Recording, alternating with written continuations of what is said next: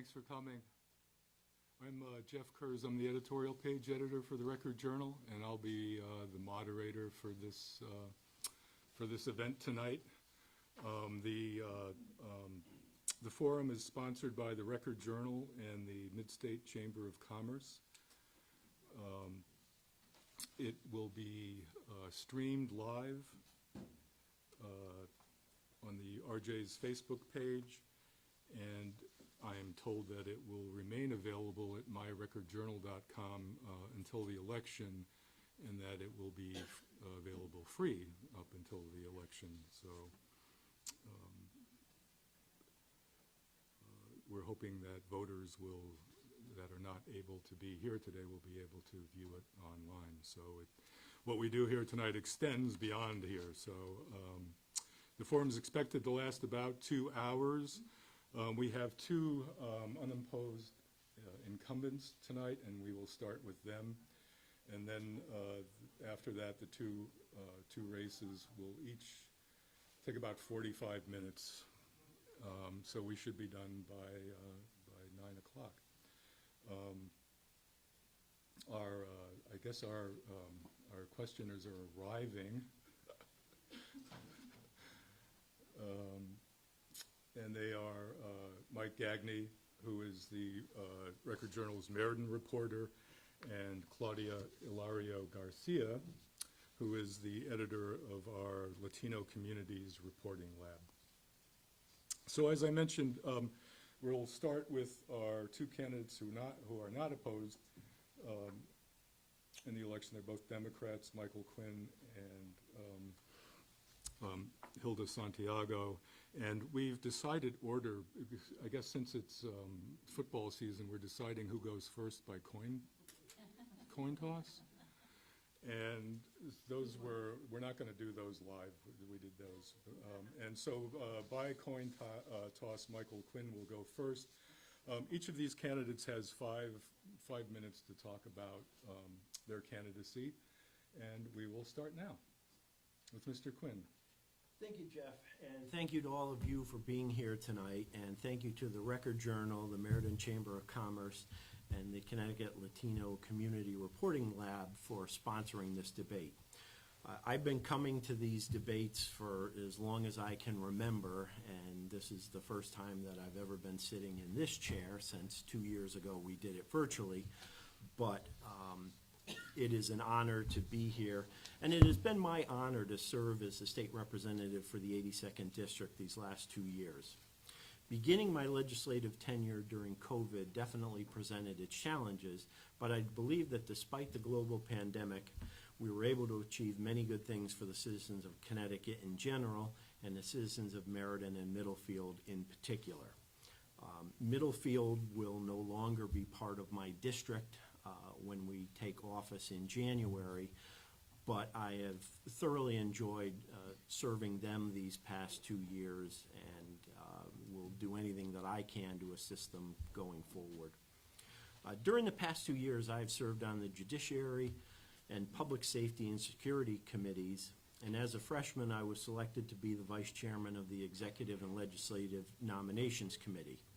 Through these committees, I have been involved in the vetting process for all nominations to state service by the governor and legislative leaders, including nominees and reappointments for judgeships at the Superior, Appellate, and State Supreme Court levels.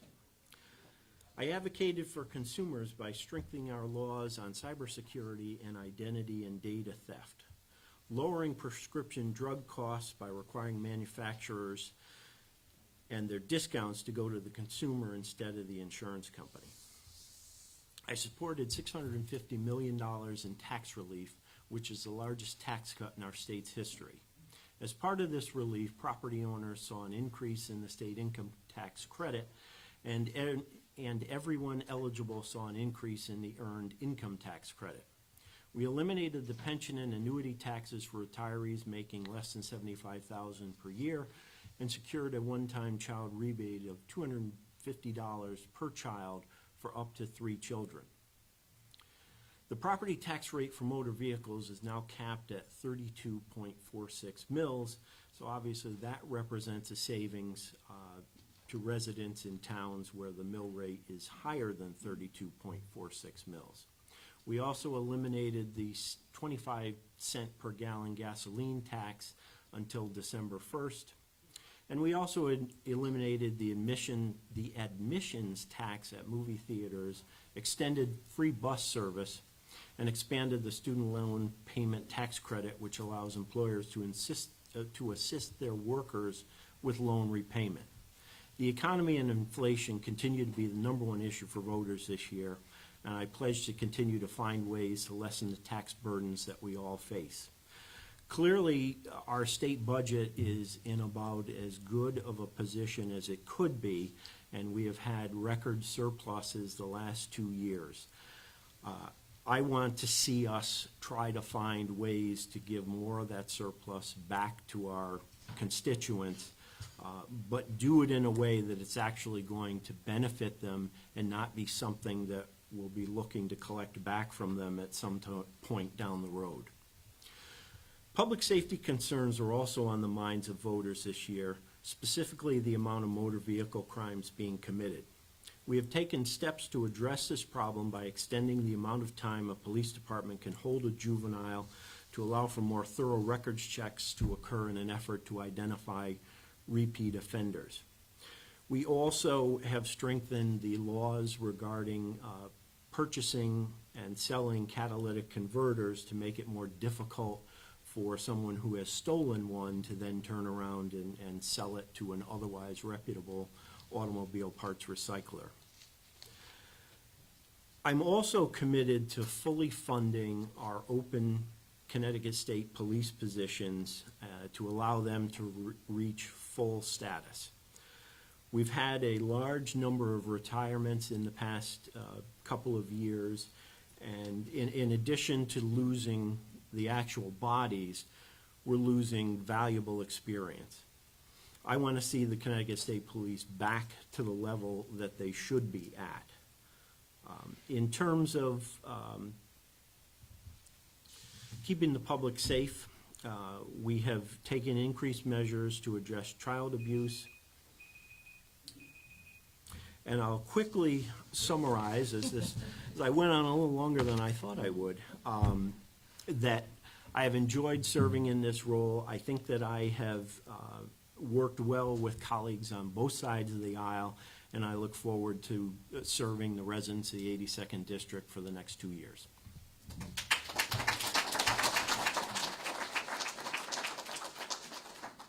Thank you very much, Mr. Quinn. I'm glad that the machine beeps and didn't prevented me from having to interrupt you myself. I didn't mention that you are representing the 82nd District, and I will also mention that representing the 84th District is Ms. Santiago, and you have your 5 minutes now too. Thank you, Jeff. I want to thank the Record Journal, the Meriden Chamber of Commerce, and also the Connecticut Community Latino Reporting Lab for being involved in this debate today. As many of you know, my name is Hilda Santiago. I'm the representative for the 84th District. I've been a representative for this district now since 2012, when Speaker of the House, Chris Donovan, went to run for another office. Before that, I was on the City Council for 8 years, which is a job that I really enjoyed also. And this I did while I was holding a full-time job. Graduated from Platt High School, and I also graduated from Southern Connecticut State University with a bachelor's degree. I got involved in advocacy, especially with the town of Meriden, because I had a special needs child that needed assistance, and I had to fight for him to get into special ed in the Board of Ed to make sure that he was successful in school and make sure that at least he graduated from high school with a high school diploma. I became involved at the local town committee. I was also involved in many local and nonprofit boards and commissions because I also felt that there weren't a lot of people that looked like me on these boards and commissions, and also on the local town committee. As a representative since 2012, I've been sitting on the Finance, Revenue, and Bonding Committee, which is where they find the taxes in order to vote on that at the state level. The Appropriations Committee is the other next big committee, and we in finance find the money and Appropriations spends it. I also sit on the Human Services Committee. I've been a member of that committee for 10 years, and I am now sitting on the General Administration and Elections Committee, which have been sitting there for 6 years. And these are some of the issues that I have championed. I mean, and these are just a recap of things that we've been working on. It's never ending. We always try to make sure that there are improvements every year. I have worked on quality education, especially in bringing back money to the city of Meriden through the Board of Ed. Healthcare, especially capping the price of insulin. Transportation infrastructure system that works for our economy. I also sit on the subcommittee of the Transportation Committee in order to make sure that money is being voted for transportation projects. Energy assistance that maintain a clean and safe environment. The living wages. That was always been a big fight in the last 10 years, but finally we will be getting a $15 an hour minimum wage, which is still very low. To live in the state of Connecticut, you need to make at least $27 an hour. I've worked on paid family leave because that was something that was affecting our working families. Public safety, I'll just say that, and Representative Quinn covered it nicely, voted on especially for body cameras. And also one of the things that the public safety, that policemen were looking for was a continuity of mental health services, even though their employment didn't cover it all the time. So there was a gap there, so we closed that gap and that loophole to make sure that mental health access was readily available for the police officers. In small businesses, I do a lot of small business advocacy because I represent basically the downtown area where there's some businesses, and we established the Jobs Connecticut program to make sure that people that were changing jobs would have the funds in order to retrain people. We had a rebate program for small businesses. We also put in a lot of funding for small businesses, for women and minority businesses. And we made direct investments to the community and nonprofits. And one of the most important things is that we expanded the successful manufacturing pipeline program. So we put more money in that because there were so many people out of work. We established an Office of Gun Violence Prevention, established an Office of the Inspector General to investigate local shootings, and we established a new local property tax exemption equal 10% of home values for veterans. Now, this is something that the cities and the towns would have to approve in their town. I also want to say that we're taking climate change seriously, developing a plan for carbon neutral plans for new transportation products. And I'm almost running out of time, so I will say that the investments that we make in our economy and the investments that we make in the state of Connecticut, especially in Meriden, is something that pays off in the future. We all need to listen to each other, work together. And one of the things that I do, I am supporting is that we can send John Hackadell to the state senate, Jack Fazzino for state rep, and I know that we will get things done in the city of Meriden. Last year, we helped secure at least $76 million for the city of Meriden, the Board of Education, and Public Safety. And I approve this message. Thank you very much. Thank you very much. You both proved that you can say a lot in 5 minutes. We appreciate that.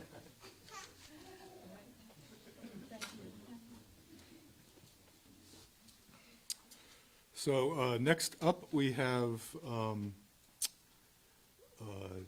Mr. Arata and Mr. Fazzino. So.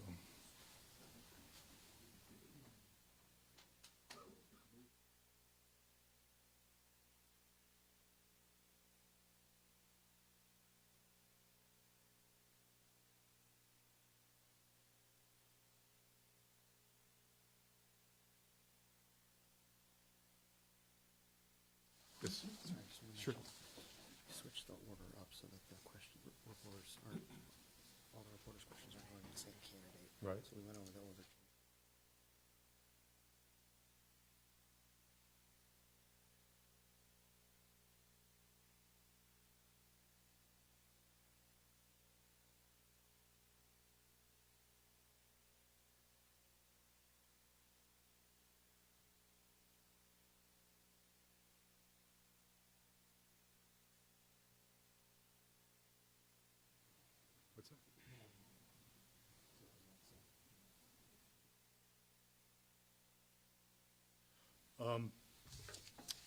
So we were just going over the order of doing things, and as I mentioned, we did a coin toss, and so Mr. Lou Arata will go first, Republican, and each candidate will open with a 2-minute opening statement, and then we will begin with questions. Democrat Jack Fazzino is also running, and I want to point out that the seat that they are running to fill is now held by Catherine Abercrombie, who is sitting in the front row right here. So we appreciate her service. So Mr. Arata, you're free to start us off. I'd like to thank everybody for the opportunity to address you all in this format. I think taking questions is one of the best things that we can do to help spread information and understanding for what we're going to be doing with our legislators that we're going to be voting for very soon. I also want to add, in addition to the Republican nomination, I was also endorsed by the Independent Party, and I'm proud to walk the line with them as well. The most important thing about me is that I've been saying pretty much the same thing for about 5 years now. I've run twice against Ms. Abercrombie, and it seems that in 2018 and 2020 that the issues really haven't changed that much. So kind of like the NFL, it stands for not for long, and they change the coaches pretty frequently. And I think that the reason why they change the coaches is because if they're not winning, it's time to find somebody else. And I think that the state of Connecticut has been losing the brain drain, the finance drain, personal and corporate, for years now under one-party control, and it's time to change the coaches and elect new representatives to take the baton and make Connecticut affordable for our families, for people to stay and people to actually move here, and to help our businesses grow so that we can have more wages for the people to come and stay in this state. One of the things that I was very proud to do on the 21st of June was to sign a pledge. And I signed the contract with Connecticut, and it gave all of the Republican candidates the opportunity to let the public know that there are 5 acts that we're going to be supporting.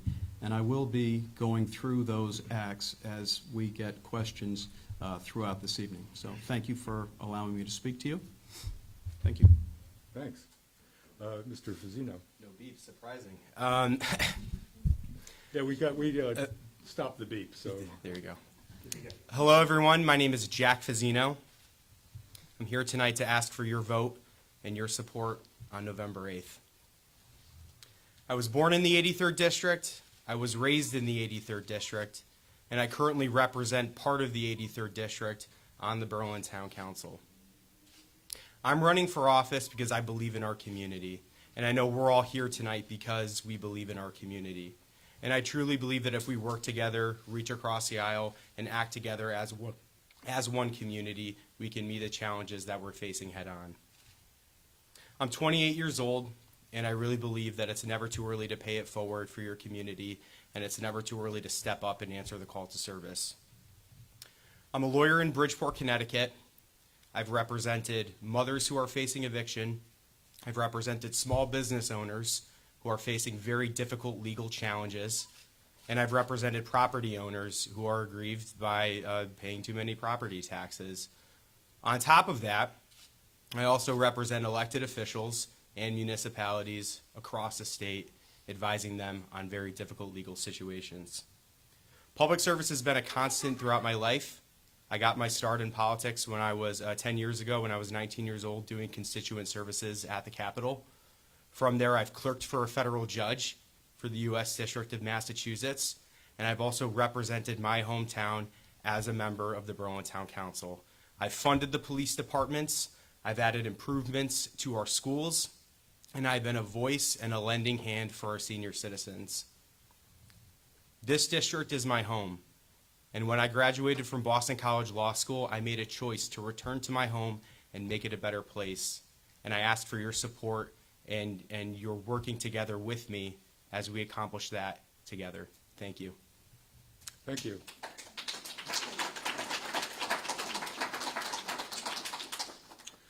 Now we'll begin with our questions, and the format is the candidate will have 2 minutes to answer a question. His opponent will have 1 minute to respond. And we will start with Meriden reporter Mike Gagne and a question for Mr. Arata. First of all, can everybody hear me? Yes. Great. So, Mr. Arata, anyone who pulls up to a gas pump or takes a trip to the grocery store has seen the costs of fuel and consumer goods food increase tremendously throughout 2022.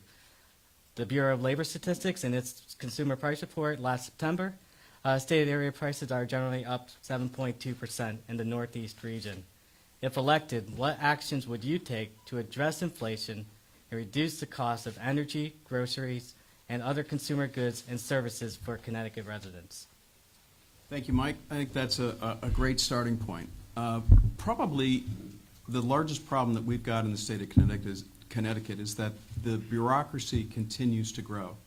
And I stand for and believe in a smaller government is indeed a stronger government because it puts more money and more responsibility in your pockets and not in some bureaucrat's pocket. I think lowering taxes is by far the most important thing that we can do as a state. And if we're going to be paying taxes, we expect a fair return on our investment, and quite frankly, we're not getting it. One example of this, and it's been touted often, and it's worth repeating, that we spend 9 times the amount of money for administrative costs to manage 1 mile of highway, 9 times the amount of the national average. And so what are we doing so significantly unique that the rest of the country isn't doing? I think that there are needs for forensic audits for every department up in Hartford.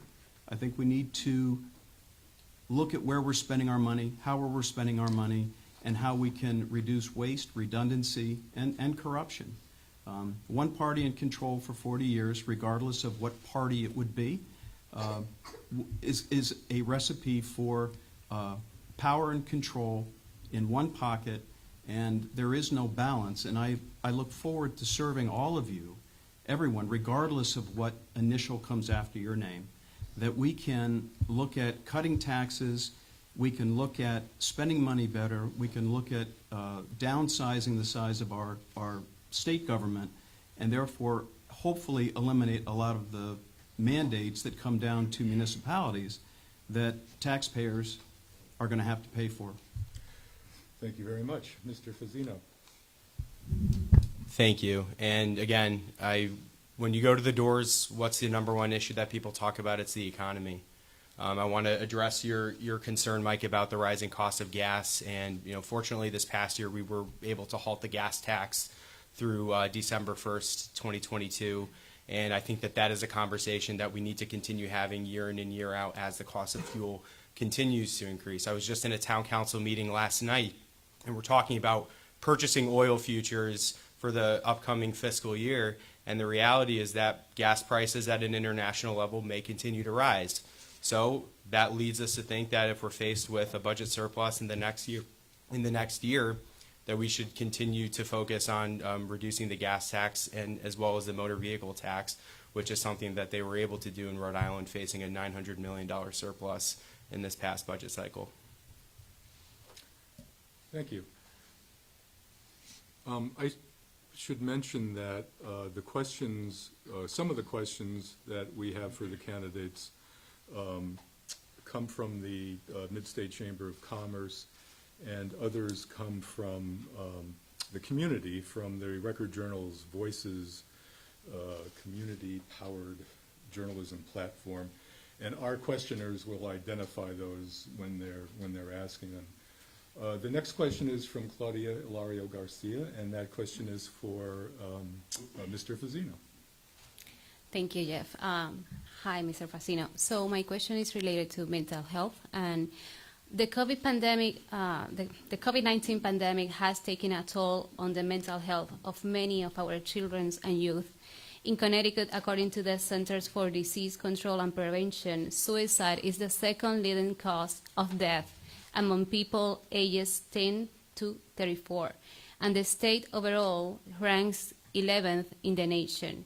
What measures do you propose to help address this situation? Thank you for the question. Again, this is an issue that comes up quite a bit with the individuals that I talk to. The best example that I could provide is in their schools themselves, where the reality is that the pandemic has placed it's placed a toll on our students. It's placed a significant toll on our students. And I talk with counselors who work in districts across Connecticut, who live in Meriden, who live in Berlin, who work as far as Bridgeport. The fact of the matter is that some of these individuals have caseloads of up to 300 students, and as manageable as 120 students. That doesn't seem very manageable to me. And I think that there are a number of opportunities at the state level to bring funding back to our school districts, to hire more staff so that our students can get more individualized attention. Not only that, I think that there are opportunities for infrastructure developments in our schools to provide for additional opportunities for mental health support. One great example of this just occurred in Berlin this past year, where they appropriated money in McGee Middle School to create additional counseling rooms for our students where they can talk with professionals on a one-on-one basis. I think that's a really positive development in our schools. The final thing, and this is something that's very new in Connecticut, is that there are mental health days for students. If we're serious about treating mental health as seriously as we're treating physical health, then students should be entitled to mental health days. And now, under Connecticut law, they're entitled to 2 mental health days per year. They're entitled to 6 days. We should feel the same about mental health days. Thank you. Thank you, Mr. Fazzino. Mr. Arata. Okay. Is it 2 minutes? 1 minute to 1 respond. minute, thank you, to respond. Mental health is, I can't even conceive what it would be like to be a child and to go through COVID, for what they had to endure, the isolation. We have a surplus in Connecticut. We have a huge surplus, billions of dollars, and let's just remember that that funding is one time. That's not going to be around forever. That's federal dollars. It's not that the state of Connecticut has been doing such a great job that we have a surplus of $5 billion. So the money that we do have, a lot of this is going to infrastructure. Mental health is probably the most important thing we could invest in, and I would like to see a switch into mental health investment on a community level, because it's the students and the kids and the actually adults that have issues, mental health issues, that cause other social problems like we've seen in the recent past. Thank you very much. The next question from Mike is for Mr. Fazzino. Mr. Fazzino, this question regarding economic development comes from the Midstate Chamber of Commerce. Would you support an authority allowed under state law with Berlin and Meriden to coordinate development efforts along the rail line? I think that's a fantastic idea. It's very interesting that we have one of the most accessible districts in Connecticut, and yet there's very little coordination between our Berlin train station and our Meriden train station. Those are tremendous investments in our communities, and those are 2 great ways to connect our communities. I'm big on public transit. As a young person who commutes down to Fairfield County on a very regular basis, I would love to see additional train access to other parts of the state, whether that's down to Fairfield County, whether that's down to New York, or whether that's up to Hartford County, or up to closer to Hartford and Springfield. People come to our district because it is accessible. Whether it's going to the 691 interchange, whether it's going to Route 9 up to 91 or out to 84, people come to our district because it is at the center of Connecticut. And it only makes sense that our public transit options would reflect as such. Could you repeat the question, please? Absolutely. Would you support an authority allowed under state law with Berlin and Meriden to coordinate development efforts along the rail line? I agree with Jack. I think it's a good idea. I think communication and coordination is essential to make what we have in Connecticut become less wasteful and redundant. And so anything that we can do that will improve two communities in one program is a smart investment. So we have a lot of economic development challenges in Connecticut, but essentially between Berlin and Meriden. Berlin has, since September 2020, they've had 62 new businesses open. And I think that Berlin is a prime example of what's absolutely right in Connecticut, and I think that Meriden could share some of the success stories and best practices that are going on up in Berlin here in Meriden, because Meriden just isn't cutting it. We have people leaving, and it's no surprise to anyone, and anything that we can do to help improve that situation, I'm all for it. Thank you. Thank you. The next question is for Mr. Arata. Yes. So, Mr. Raga, earlier this year, state lawmakers passed legislation intended to enable local law enforcement and courts to more effectively respond to youth charged with multiple or repeat motor vehicle theft. Do you think these measures adequately address issues of juvenile crime and motor vehicle theft? If not, what further action do you propose? Specifically, I think that the Police Accountability Act was rammed through by a one-party, virtually a one-party vote, and I think that it really should have been thought through as opposed to being rammed through. Part of the police accountability, and I'm not just talking about the qualified immunity portion that was erroneous, in my opinion. I think that having youthful offenders released and police not being able to hold youthful offenders for a longer period of time is a challenge for the police officers. I was endorsed by the Connecticut Fraternal Order of Police, by the Berlin Police Department, etc., Meriden in 2020 Police Department. And in talking to the chiefs and the union representatives, it's imperative that we get the police accountability done correctly. Our neighborhoods need to be safer.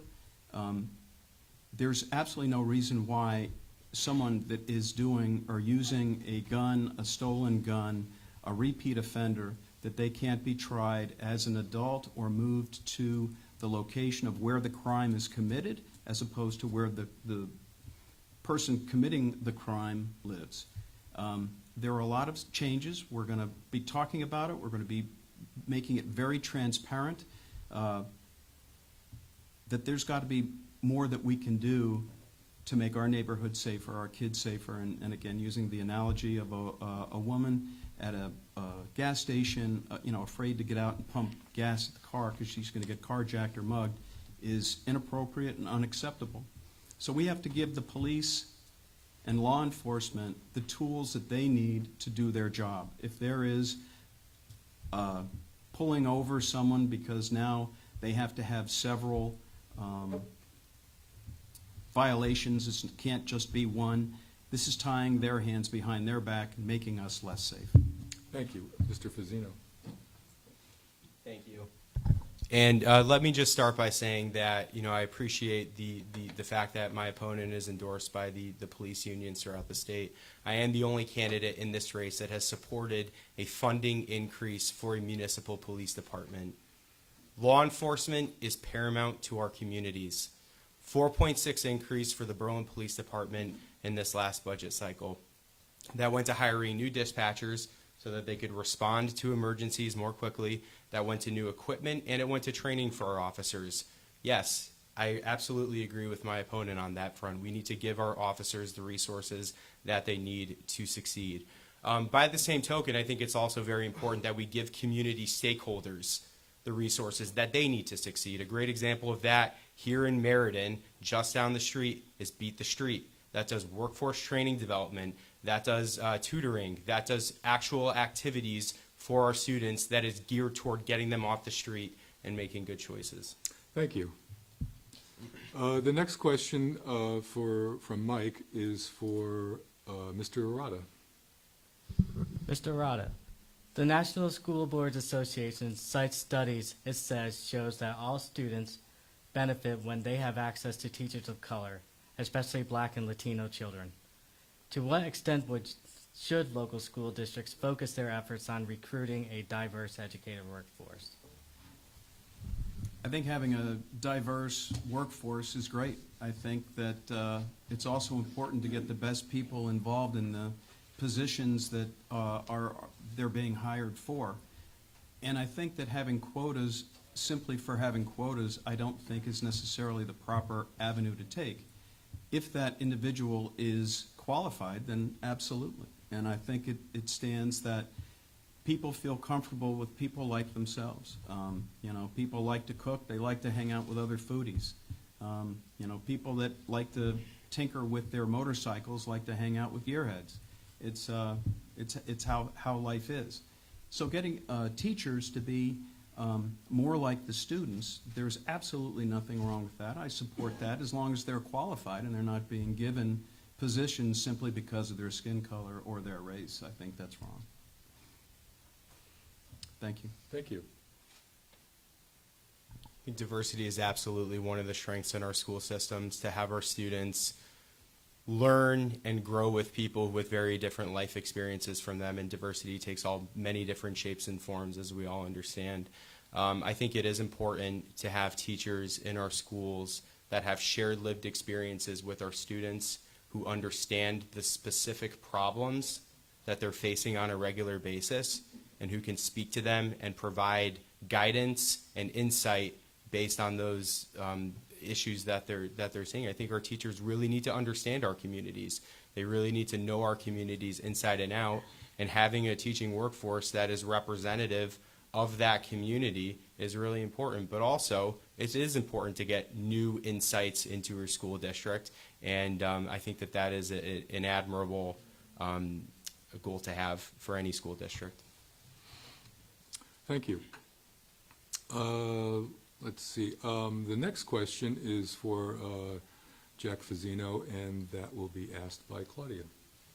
Thank you. Mr. Fazzino, do you agree with the U.S. Supreme Court decision to overturn Roe v. Wade? Do you support the state safe harbor law? Will you protect abortion rights in Connecticut? I absolutely do support the Connecticut Safe Harbor Law, and I see Kathy sitting right here in the front row with me, and I want to applaud her and thank her for the role that she took in making that legislation a reality and being proactive about that issue here in Connecticut. Reproductive rights are not something that we can take for granted as a state, and I know that my sister is, live streaming this all the way from New York. As a brother, I do not want someone legislating my sister's reproductive health and safety. So with that being said, yes, I fully support reproductive rights in healthcare here in Connecticut. I agree that abortion should be protected. The laws in Connecticut are very clear. I don't see those laws changing. I'm not in favor of changing the laws.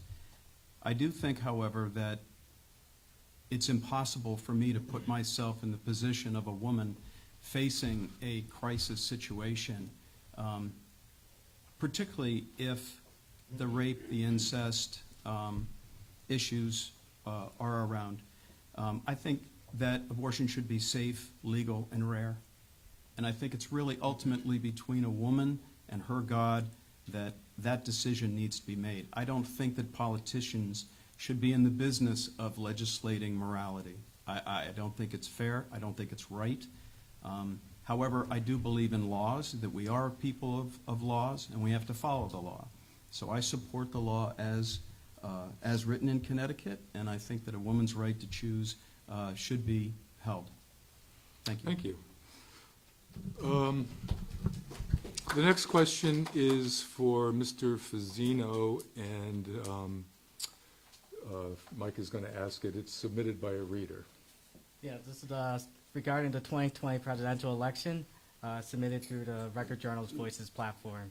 The reader in this case asks, is there widespread fraud in Connecticut elections? Do votes in Connecticut get properly counted?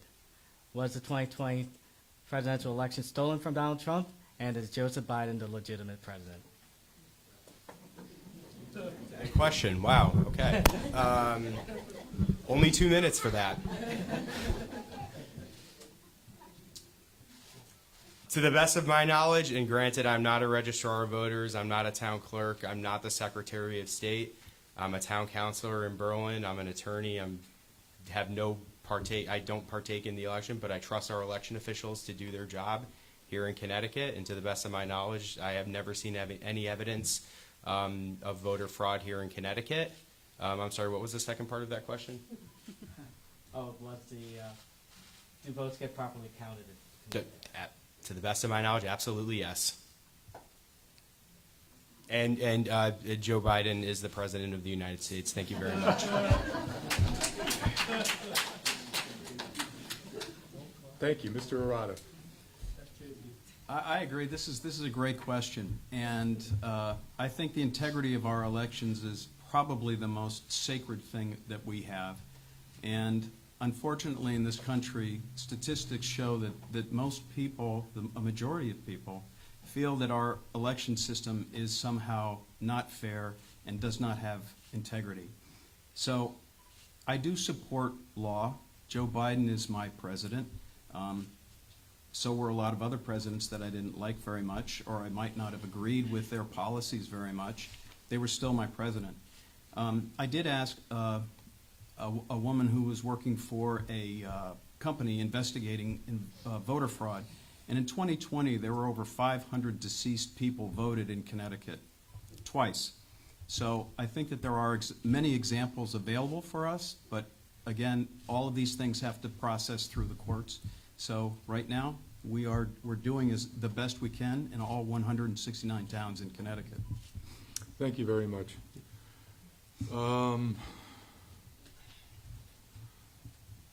The next question is for Mr. Arata, and it will be asked by Claudia.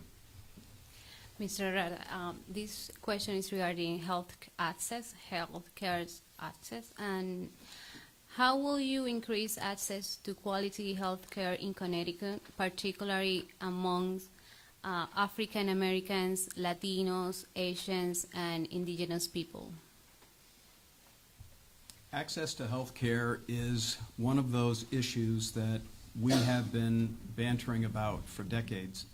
And I think it's important that we have a structured system that allows people to get the care that they need when they need it, and to get help with paying for the care that they're going to receive. This seems to be a dilemma between individuals, and where everyone stands on that is a little bit different. I think that if we have one segment of our society that is not gaining access, is it because there aren't enough doctors in the areas that they live? Is it because the access to medical care is that they can't get to the doctor? And there's a lot of information that needs to be filled in when we try and correctly assimilate a plan that brings health care and fairness to everyone, because everyone does. I mean, modern medicine has made tremendous strides. I can tell you I've had quadruple heart bypass surgery a year ago. I'm in pretty darn good shape. So modern medicine is incredible, and I think that more people should have access to it. How we get the access, I think we need to discuss what those programs will look like, because I don't have all of the specifics yet in front of me to look at to tell you exactly how we will increase that. Our seniors definitely need to have more access, and part of that is that the Visiting Nurse Association was a issue up in Berlin. Still is. It's on their voting docket. But the reason why I bring that up is because a lot of seniors are in between nursing home and the care from a care facility. And there are a lot of ways to bring more care to people less expensively than having to put somebody into a nursing home. And we're going to delve into that more. Thank you. Thank you. Mr. Fazzino? So I just to clarify that with respect to the VNA is a strictly local issue. It's written into the Berlin Town Charter. Absolutely right, their access to public health organizations is extremely important. Unfortunately, that's a strictly local issue. But with respect to that issue, I know that there are several regionalized public health districts throughout the state of Connecticut. I would love to see a more local focus with respect to those public health districts. The other thing that I think has been a great development in the legislature this past year and at the federal level this past year is caps on prescription medication. I've spoken to several senior citizens and people of color who spend upwards of hundreds, even thousands of dollars bi-monthly on prescription medication. You shouldn't have to make a choice between basic access to health care and meeting ends meet at the end of the month. So I fully support those measures that the legislature is taking. Thank you. Let's see, the next question is for Jack Fazzino, and Mike Gagney will ask it. Mr. Fazzino, this question regards police accountability. To what extent do you support the state police accountability law that was passed in 2020? Would you propose any changes to that law? So again, and I think this was something that I touched on earlier, we need to fully fund our police departments, whether that's the state police, whether that's municipal police departments. Giving police officers the tools that they need to do their jobs is extremely important. I also believe in community policing for our communities. Meriden has a really great history of neighborhood associations throughout the city that have a direct relationship with the police department and that work very closely with it. I think that's a really great setup that's in this community, and unfortunately, we don't see it enough in communities throughout the state. I think that that's how you build trust with the local police department. That's how they know who's in the neighborhood, who shouldn't be in the neighborhood, and people feel comfortable talking to them. With respect to the Police Accountability Act, I think that the idea of additional funding for body cameras is a good idea. And I think that that has been implemented with some success at the local level. I think that behavioral health opportunities for our officers is extremely important. Mental health should not be taken for granted, especially when we have officers who put their lives on the line every single day to keep us safe. PTSD, burnout, exhaustion, those are very real problems for people who put themselves in the way of danger every single day, and those needs need to be met. With respect to things that I think maybe need to be revisited, I've spoken quite a bit with the Berlin Police Department about this, and I think there needs to be additional funding from the state for training initiatives at the local level. I fully support training for our police officers, and I think that to the extent that the state can fund those initiatives and assist local governments to keep the burden off of local property taxpayers, that's extremely important, and I would love to see more of that at the state level. Thank you. Thanks. The Police Accountability Act, I think the elephant in the room regarding that topic is that the qualified immunity portion that was taken out took the teeth out of law enforcement's ability to protect itself when faced with life-threatening situations. And I can't imagine having to make a split-second decision when bullets are flying at me, whether or not my actions will or will not mean that I'm going to lose my livelihood and my support for my family. The Police Accountability Act was not thought through. Jack mentions a few of the items that were popular, were necessary. We're always looking to better what programs that we have, what process we have. But the processes here in Meriden, I can tell you, were beyond the Police Accountability Act. We were already using a lot of the suggestions that came through on the Police Accountability Act, and kudos to the Meriden Police Department. Recruiting is also another issue, but we can get into that in another question. Thank you. Thank you. Our next question is a Midstate Chamber question, and Claudia will ask it of Mr. Fazzino. Yes, Mr. Fazzino. As we know, government has the responsibility to support education, healthcare, public safety, and other services that are not profit centers. Do you think that government should be run more like a business, and how do you see that being possible? I think there are always opportunities to exercise fiscal discipline in our government. We're always looking for opportunities to save money where we can. At the end of the day, the government is the people's business. There is no business that represents people and their diverse interests to the extent that the government does. So I think that there are ways to promote efficiency in our government. There are ways to streamline various administrative processes and cut down where we can. However, let's make no mistake about this. There is no business that does what the government does, and therefore I think that there needs to be distinctions between the two. Can you repeat your question, please? The government has the responsibility to support education, healthcare, public safety, and other services that are not profit centers. Do you think that government should be run more like a business, and how do you see that being possible? It's a great question. I truly believe in the free market enterprise system, and I think that what is a good idea should succeed and what is a bad idea should fail, and it should be allowed to fail. I think we need to build on best practices, and I think that there's an awful lot of evidence that the public-private cooperation can bring an awful lot of efficiency back to government, where the private sector can do things better and they don't have all of the legal restrictions that government seems to love to enact and put mandates and restrictions on, encumbrances for various reasons.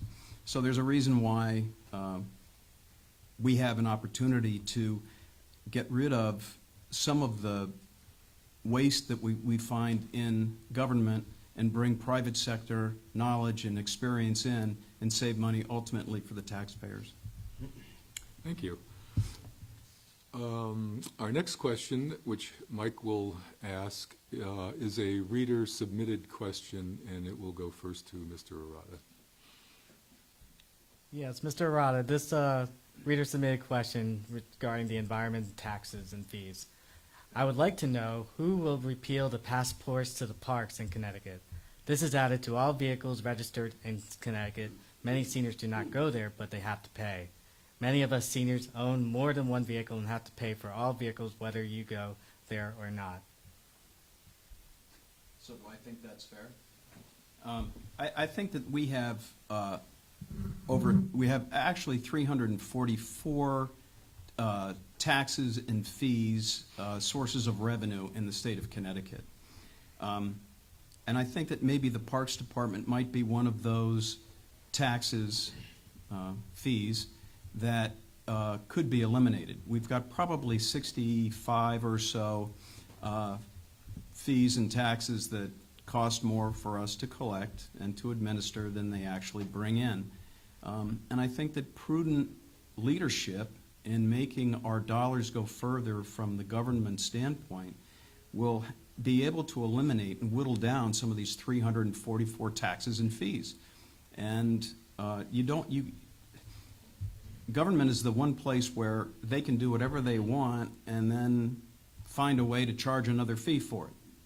And it's not right that we have to pay for that. And I think that the feeling that we're seeing today, socially, out in the streets, in your work, in your schools, even in your home, people are angry. And the reason why people are angry is because the appetite for spending in government is out of control. And that's what happens when you have one party in control for 40 years, is that you're going to have abuses, and it doesn't matter what the party is. If any party is unchallenged and unbalanced for 40 years, then you're going to have abuses, hence 344 taxes and fees in the state of Connecticut. Thank you. I'm sorry, could you just please repeat the question? Or you could just provide maybe the general gist of it. Absolutely. So, well, this question concerned the state's Passports to Parks program. Mm-hmm. And so the question was, should this program be continued? It's a fee that's added to Sure. registration. I think that, to the extent that we can cut fees and taxes that burden our residents, we absolutely should explore those options. I think with respect to our parks, we need to be really careful about that because in the 83rd District, we have some of the very best open space in the state of Connecticut. We have Bicentennial Park in Berlin, we have Pistol Creek in Berlin, we have Ragged Mountain in Berlin, we have over in Meriden, we have the linear trails, we have Hanover Pond. Again, one of the great draws for our district is the open space and is the parks. And already at the state level, we have an open space fund that is completely underfunded. So I think that, to the extent that, we're looking to cut corners with respect to open space and environment and the things about our community that really draw people there, I think we really need to be careful and judicious with how we do that. Thank you. Our next question from Claudia is for Lou Arata. Mr. Arada, what will you do to address the recent rise in homelessness in Connecticut? These are all good questions. Homelessness is something that is very dear to me. I support First Congressional Church here in Meriden, First Church. First Church works with the Meriden Health Department. We have a serious homelessness issue in Meriden. Every Christmas, I'm part of a very large group that gets together and buys lots of socks, hats, and gloves. I also learned that through the local U-Haul that when it gets very cold, below freezing, that sometimes they will open the doors to the U-Haul trucks so that the homeless can climb in and have a place to actually get away from the winds. Again, it's one of the reasons why I'm involved in politics, and I have been involved in politics my entire life. To help those that need help is the biggest concern and the greatest thing that we can do as fellow citizens, is take care of our fellow man. So for the homelessness, there is also the mental health issue component, and we talked about mental health a little bit earlier. I think that the mental health budgets have to be prioritized or reprioritized, and looking at the resources that we're putting towards mental health, and it's not just for the kids, but it is for those that are homeless. There's a reason why, and a lot of homeless people choose to be homeless. So do you honor that, or do you force them to go into a shelter? It's, there are a lot of issues. It's a big problem, and it's multifaceted, and we need to look at all of them. But I think that the mental health resources, making those available to everyone, is something that we need to really focus on. Thank you. Excuse me, but do you have any specific measures that you will use to tackle this problem, this situation? I absolutely would prioritize looking at the budgets for how much money is going towards mental health. And I think that focusing on increases in that realm would be better spent because of the way in which mental health covers so many social issues that we can somehow help facilitate improvement across the board for the general society, not just the homeless people. And I'm not saying that all homeless people are mentally ill. I'm not saying that at all. But I think that we need to have more resources available to the homeless and find out why they're homeless. And I think that trying to force people to do something that they don't want to do is not a good solution. Thank you. Mr. Fazzino? I do think that this question is a great illustration of when we talk about cutting the size of the government, this is what happens when budget cuts are made to human services organizations. And whenever we talk about budget cuts at the state level, it's human services organizations that are always the first to go. These are organizations that service our communities, and you walk around Meriden, you go to the Green, you go through various parts of the city, and it breaks your heart to see that there are people who are living without a home in this state. I think it's particularly an issue that impacts our senior citizens quite a bit. And so I think that there are a ton of opportunities to partner with our municipalities to create more affordable housing opportunities for senior citizens. This is an initiative that we are working toward in Berlin. It's an initiative that we've already had some success with in Berlin, and it would be really nice to have someone in the legislature who can work with our local leaders to make sure that those housing opportunities are provided for our seniors who need them most. Thank you. We have one final question that Mike Gagney will ask of Jack Fazzino, and it comes from the Midstate Chamber. Mr. Fazzino, with the suspension of the gas tax and proposals to further extend that suspension, how do you expect to fund current transportation projects? Would you support the implementation of tolls in the state? Thank you, Mike. I know this was an issue that has been addressed campaign cycle after campaign cycle, and I think it really is an issue that we need to look at really closely. Public transportation isn't a matter of convenience, it's a matter of necessity, it's a matter of public safety.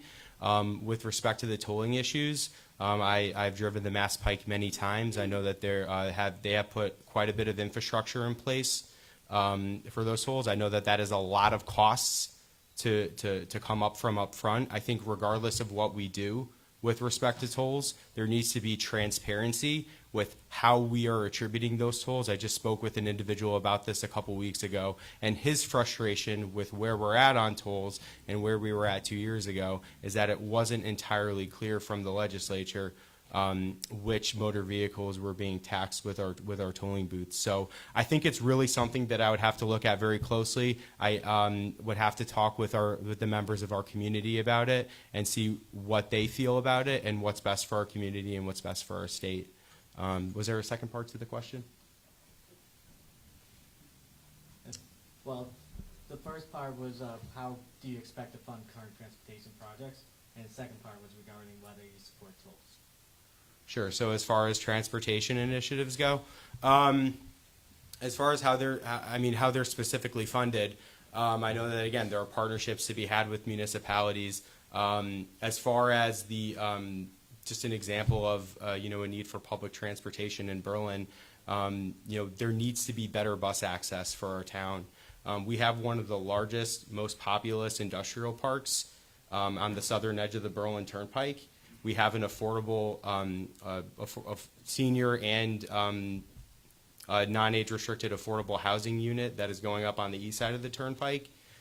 There's no bus access that goes to that industrial park, and so I think there needs to be better communication between our municipalities and our state with respect to how those initiatives are funded. Thank you. I think the transportation situation that we're facing is no different than every other state.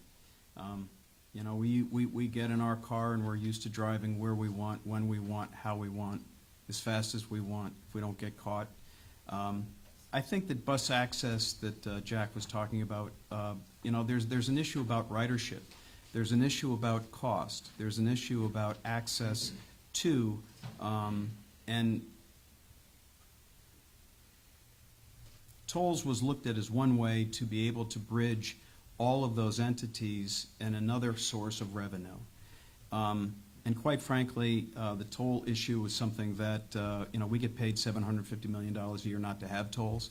Again, I think that we waste more money in the transportation department in this state, and we can do a hell of a lot better job with taxpayer money to pay for the necessary infrastructure that we have to take care of. Thank you. Now we get a 1-minute closing statement from each candidate. And as I recall, the coin toss said Mr. Arata gets to go first. I get to go first. I'd like to thank everyone for the opportunity to speak with you. I don't have all the solutions, but I certainly put a lot of solutions out there. My opponent has a lot of great points. However, I have not heard a lot of solutions to those points.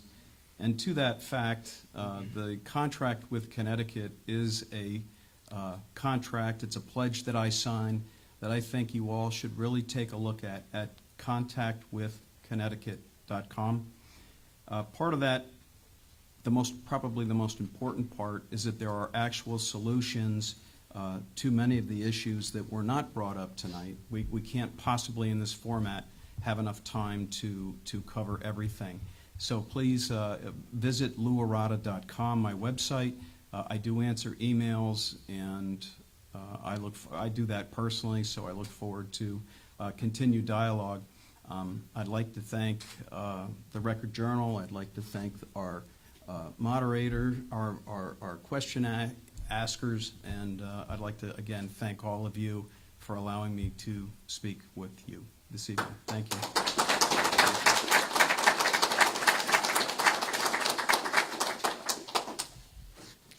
I would like to echo those sentiments and just say thank you all for being here. Like I said at the beginning, I'll say it again, we are one community, and I really believe that it's incumbent on all of us to work together to do what's best for this community. This is an extremely diverse district. This is one of the most diverse districts in Connecticut. In my door knocking, I've door knocked motels, I've door knocked multifamily apartment complexes, I've door knocked middle-class family neighborhoods, I've door knocked farms, I've door knocked mansions, you name it, we got it in this community, in this district. I'm once again asking for your support on November 8th in the upcoming election. I believe that public service is a 24/7 job, and I believe that I'm qualified. I have the energy, I have the stamina, and I have the foresight to represent this district up in Hartford. But I cannot do it without you, and I truly believe that when elected, we will work together to solve a lot of these issues that our community and our state face today. On a final note, make sure you know where you're voting this year. With redistricting that happened this past year, a lot of polling places changed in Berlin. Some polling places may have been shuffled around in Meriden and Cheshire as well. So be sure you know exactly where you're voting, have a plan, and go out and vote. Thank you. Thank you both very much.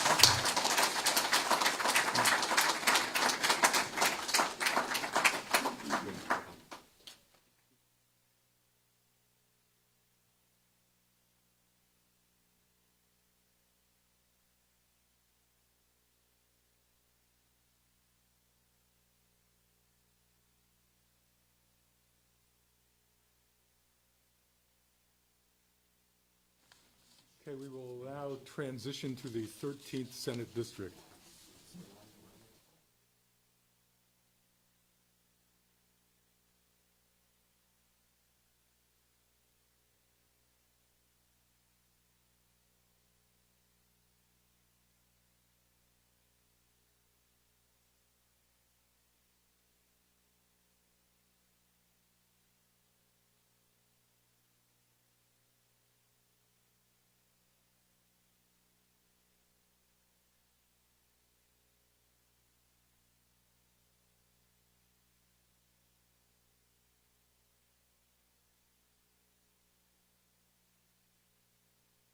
Now we have candidates for the 13th Senate District. And I've lost my coin. There it is. We have Democrat Jan Huckadell and Republican Joe Villano. And by our coin toss, Ms. Huckadell gets to go first. And the opening statements are 2 minutes for each candidate. So you are welcome to start. Thank you, everyone, and thank you for the folks that are hosting us here. I just want to start out by telling you about a little bit about myself. I began my career as a young female engineer working in steel mills.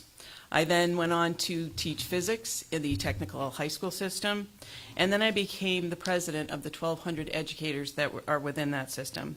I currently am the president of the American Federation of Teachers here in Connecticut, and the 34,000 people that I work with are the same people that live and work in our communities. They're your paraeducators, they're your teachers, they're your nurses, they're your state workers. I'd also like to just tell you 3 things about myself. One of my passions, obviously, having been a teacher, is education. I think there's nothing greater than looking at a student and when they actually understand and are learning and growing. Well, actually, when they come back and tell you after they graduate that they're successful, that's also wonderful. I also believe in fully funding our schools.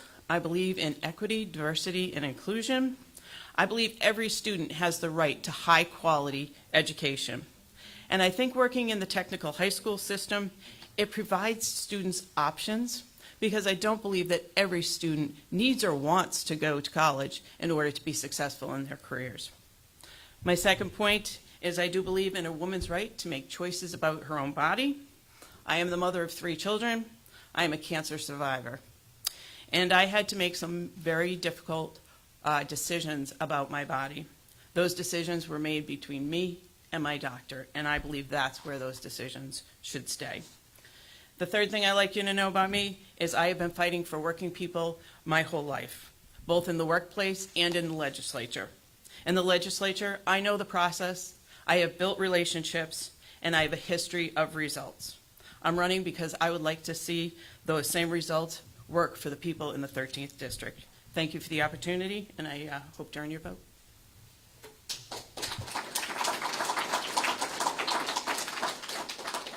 Tonight, you're going to hear 2 drastically different versions of the reality we're all living in today. My opponent is going to try to suggest to you that everything is great and getting better. She's going to use words like record surpluses, record tax cuts to pull the wool over your eyes.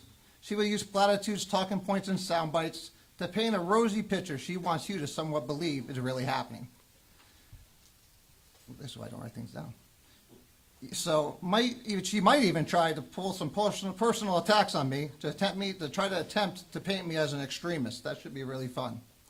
On her side, she will attempt to blame Republicans for everything that isn't going well in our state while trying to relieve Democrats of any responsibility. But what you won't hear from her are any solutions. No solutions on how to lower your heating bills, which have in some cases doubled. No solutions to lowering the cost of paving our roads, like Lou said, is 9 times the national average. No solutions for lowering taxes except for her voting block. Then you will hear the honest version of what's really going on outside these walls. You will hear a version based on facts and not feelings, solutions instead of fear-mongering. You will hear my plans for lowering the tax burdens for all families, helping provide relief for the most vulnerable residents with their heating bills. I will provide solutions on how to help offset the high cost of food, gas, utilities due to inflation. I am supported by many Democrats in the district because of my straightforward approach. You can love me or hate me, but you always know where I stand on an issue. Real leadership is having the willingness to take the tough and uncomfortable discussions respectfully with those who disagree with you in hopes of finding common ground to build on. I am the most accessible and transparent candidate in this whole state, and I have a proven track record of being a fierce advocate for the taxpayers of all citizens, regardless of party, against those who seek to limit our voice or work against our best interests. I look forward to a great debate, and I thank you all for being here. Thank you.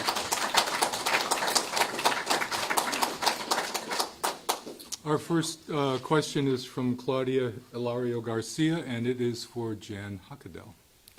Hi, Ms. Huckadell. So this question is related to drug-related death.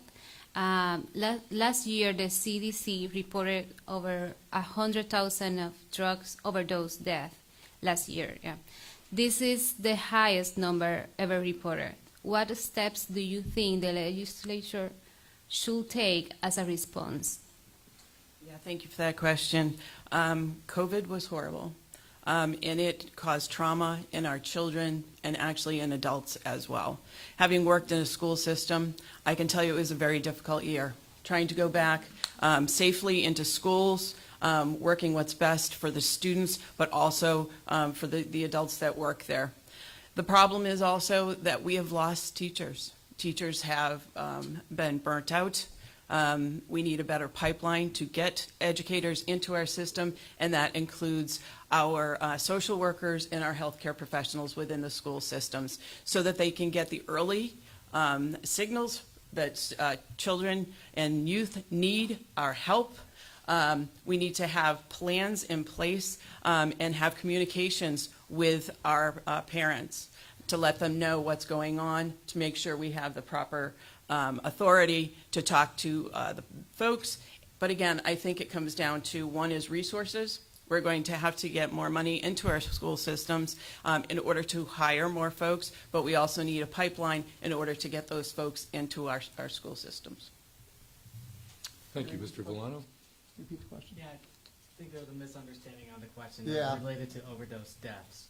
not school systems. So the CDC had reported over 100,000 drug overdose deaths last year, and this is the highest number ever reported. And what steps do you think the legislature should take to address that?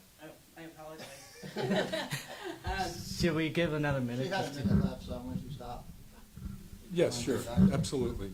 1 minute. Won't give you two, though. I do still think it comes down to early interventions and finding folks the mental health that they need. I do think the legislature should seriously look at funding these community organizations that can reach out to people, but there also has to be awareness programs. I do think awareness is the first sign of somebody is having an issue. So once we know that, we can create these plans to hopefully intervene before these suicides occur.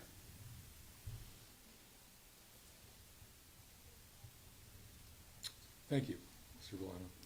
Okay, so there's two things to this issue. One, you have the mental health side of it, and you have the economy side, because the economy, a lower economy always leads to higher drug usage, because people lose their job, they get desperate, it's an escape. That's a fact. And the other side is we are handcuffing our police department from actually doing their job.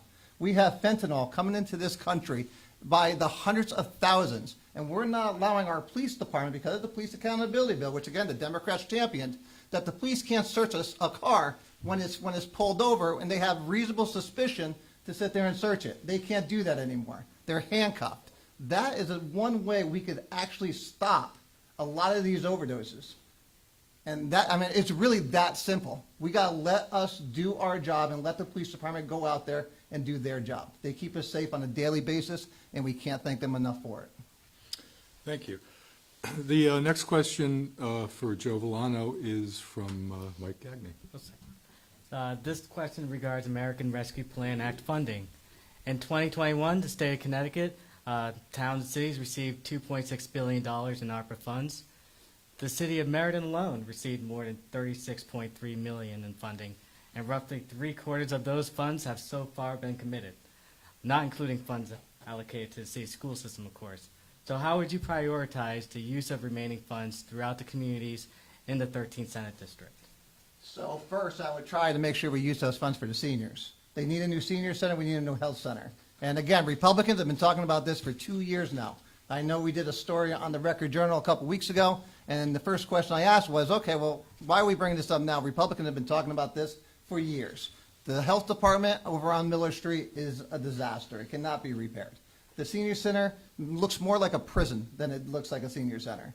We have an opportunity here with the rescue funds to build a quality senior center / health center, and hopefully on the green where they wanted to put the affordable housing units that apparently now even Democrats are against.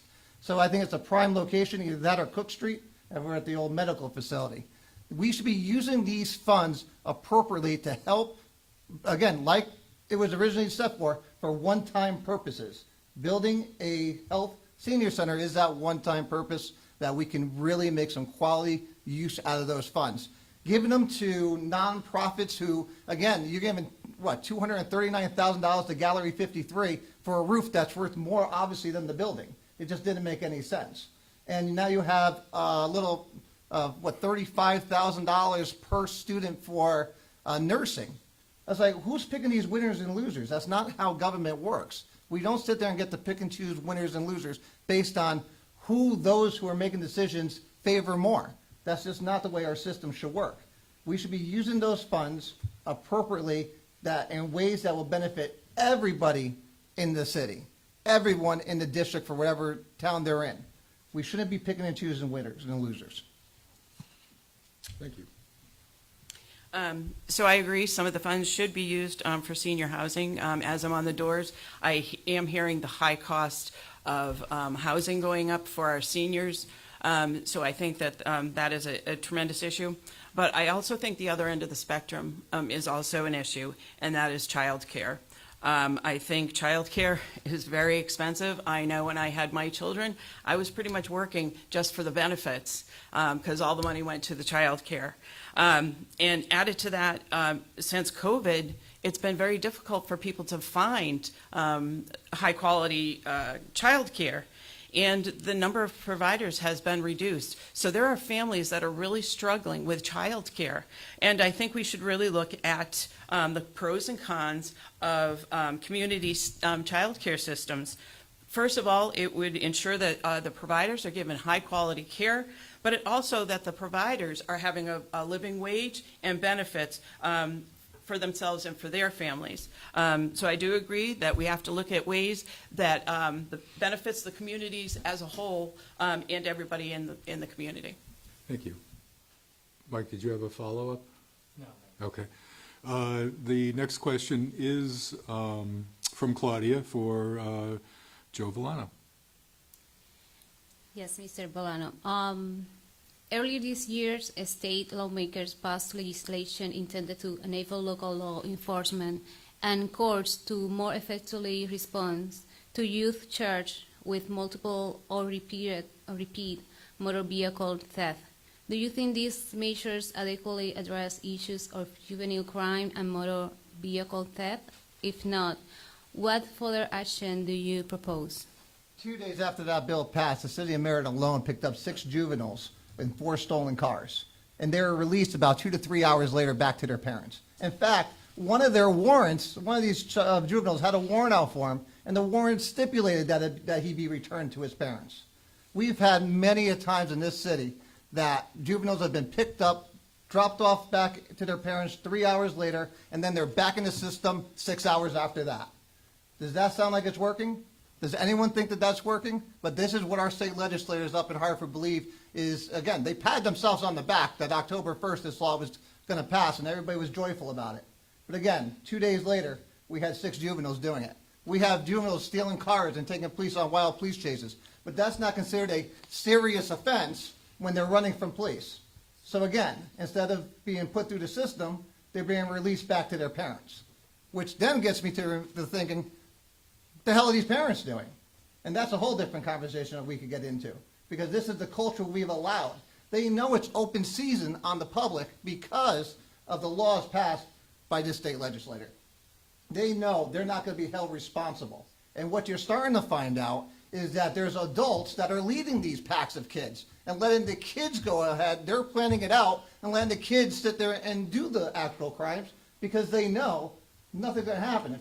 If an adult does it, it's a felony. You're going to jail for 5 to 10 years. If a child does it, 2 hours, you're back to your parents. Have a nice day. We'll see you in a couple days. And as far as the police accountability bill, we all talk about these increases to police departments. Over 50% of all increases to police departments are being used to get them up to code on the police accountability bill. So they're not seeing it. So half of it's going to that, and the other half's going to contractual wage increases, which, again, they deserve for what they're dealing with out there today. Thank you. Yeah, there's really no good answer for juvenile justice yet because it's hard. We all want to be safe, right, in our homes, in our cars. My grandfather was a police officer, a very good police officer. But I think he would have wanted some accountabilities because everybody should be accountable for doing a good job. But when we're dealing with children, there is a fine line between the accountability and possibly ruining their lives for the rest of their lives. And I really don't want to see anybody's lives ruined. But again, we need to keep our residents safe. So I think the solution would be, I work with probation officers and educators. I think it's time that we all sit down and look at what is the solution. How do we learn from some of our past mistakes? How do we gain new programs so that, again, everybody is safe, but we have people that are working in these positions helping us with the solutions. Thank you. I just don't see how this Sure. is a hard issue to tackle. I don't know why it's hard. The kids are committing crimes. The public is at risk. Our job as government officials is to protect the people of this state. And we should take that very seriously. And to sit there and say that's hard, it's not hard. If these kids are repeat criminals, repeat offenders, what about the people, the victims that they're dealing with? And you're talking about them losing, being hurt long term. They're making these choices. Listen, we're allowed to make choices in life. We are also responsible for those choices we make. And I think that's, as Thank kids, you. we Thank should you. be, Thank we you. should be instilling that in our children. Thank you. Ms. Hockedal? I believe I did say that. I believe I did say that there should be consequences, but we should be looking for with the professionals that work with these folks and can ask them to help us with solutions, things that have worked in the past. The police have been out. Thank you. Our next question is from the Midstate Chamber, and it will be asked by Mike to Jan Hockedal. Ms. Hockedal, the Chamber submits this question. Studies show that performing functions through private nonprofit organizations is twice as efficient as government doing it directly. Do you support continued and expanded outsourcing to these organizations, even though it would mean a reduction in state workforce? Do you support the idea that government's roles should be monitoring services and not actually delivering services? And can government effectively be both the provider and the overseer? There's a lot to that question. But I believe the gist is the private nonprofit. I work with nurses and healthcare professionals in hospitals. And I can tell you, since hospitals have been privatized, the cost has gone skyrocketing. I'm not sure how that saves costs for the people that actually use those services. I look at Hartford Healthcare, which has over $100 million in operating budget, and they used some of their nonprofits to put an ad during halftime in the Super Bowl. That probably cost over $7 million. They also spend millions of dollars to put their names on the side of sports arenas.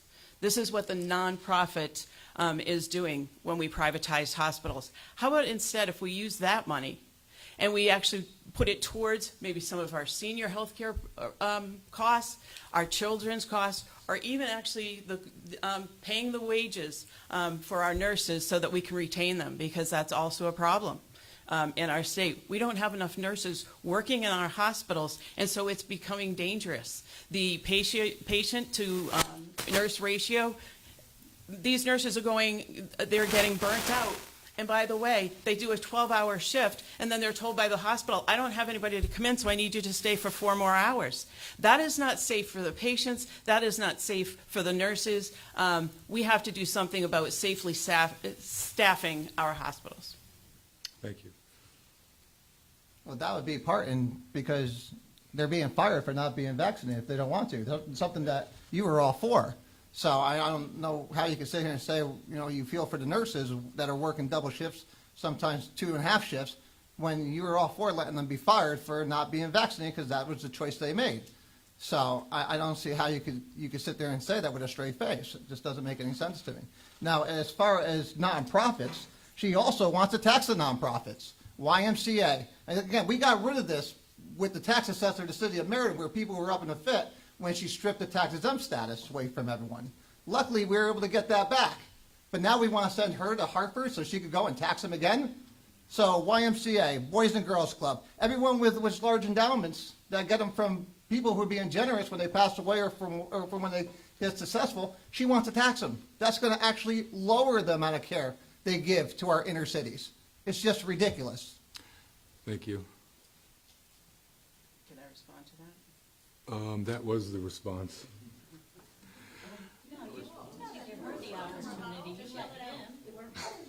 She wants to respond to her nonprofit taxing. Go ahead. Okay, we'll do 30 seconds.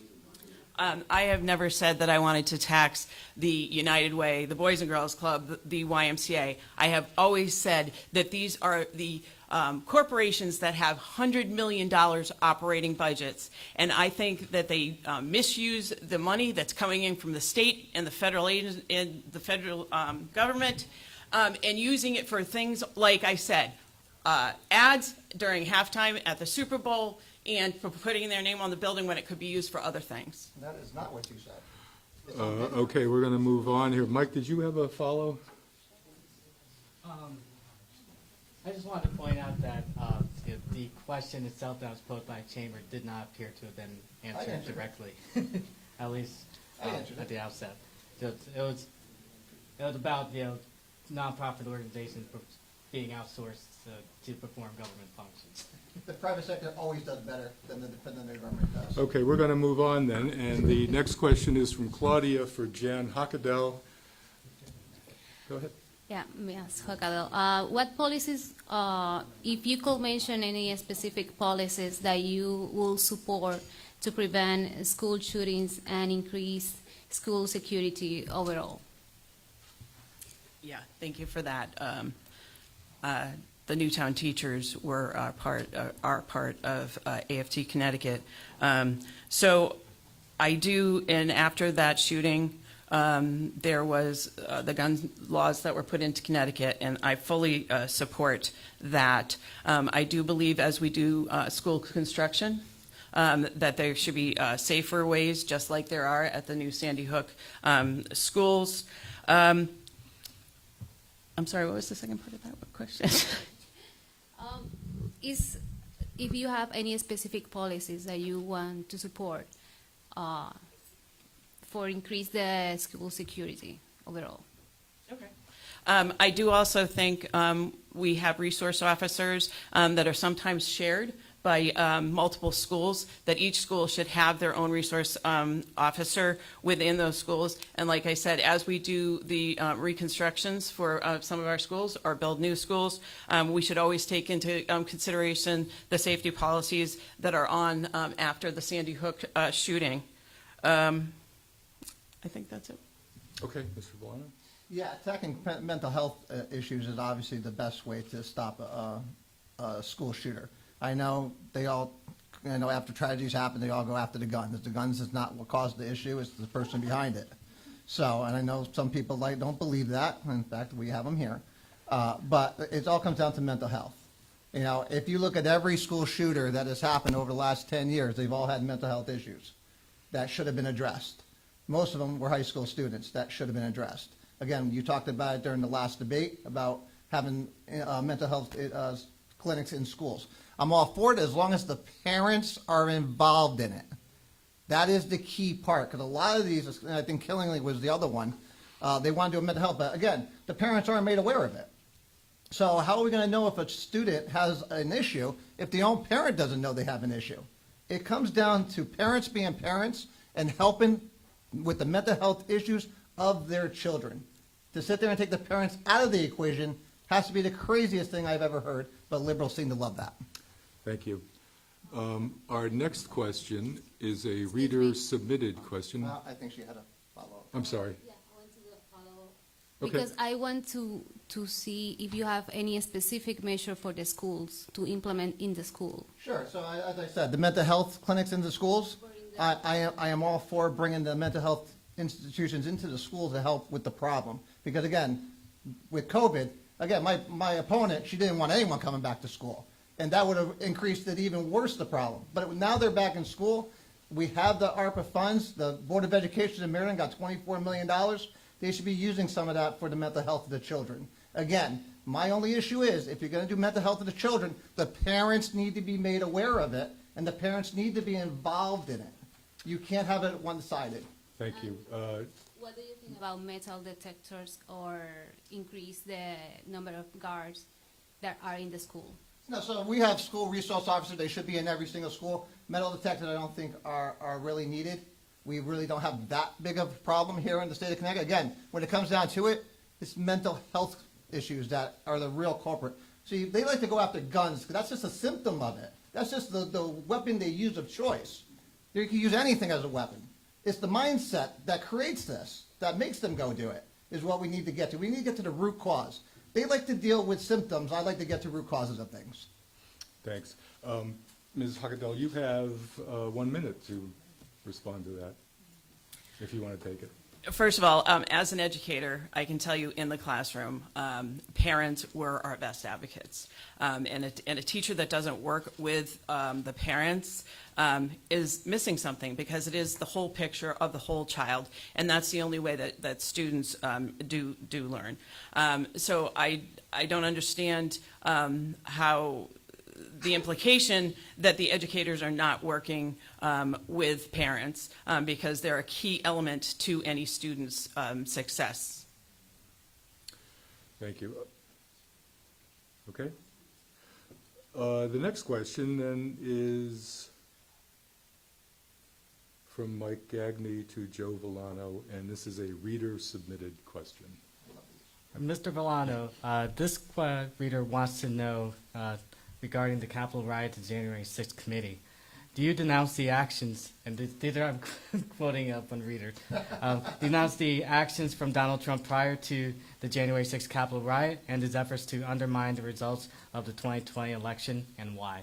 Listen, this is one of those questions that I think are a little ridiculous because, one, Donald Trump did not incite anything. And if you're going to say Donald Trump incited January 6th, you also have to say Maxine Waters, Nancy Pelosi, who all went out and said, you know, get in their faces, getting these people's faces in the restaurants. It's a ridiculous question, but let's play along with this as we go, because obviously Donald Trump is still on the ticket, but not on the ticket, because people just hate Donald Trump for what he says and what he believes. And you could take that. Listen, if I could take his phone away from him and his Twitter, I'd do so myself. But no one can debate the results of his policies, from Middle East peace to energy independence to a booming economy. You cannot dispute any of that. And that all is because of his policies over 4 years of dealing with 2 impeachments and the Democrats and liberals coming after him every which way to Sunday.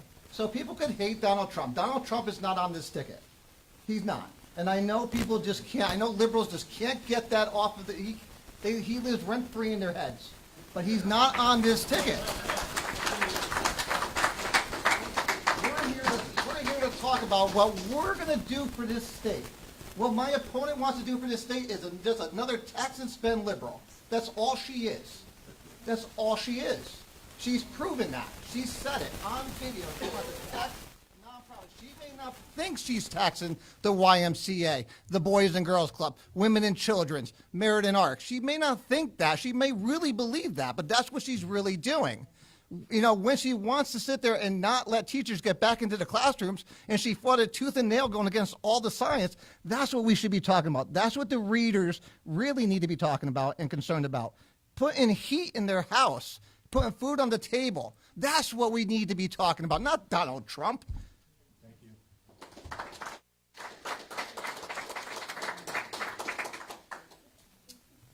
Ms. Hockadell. Thank you. I do think that all of the social media that was put out by Donald Trump saying that the election was stolen did fuel the riot on January 6th. I think it was a grave danger.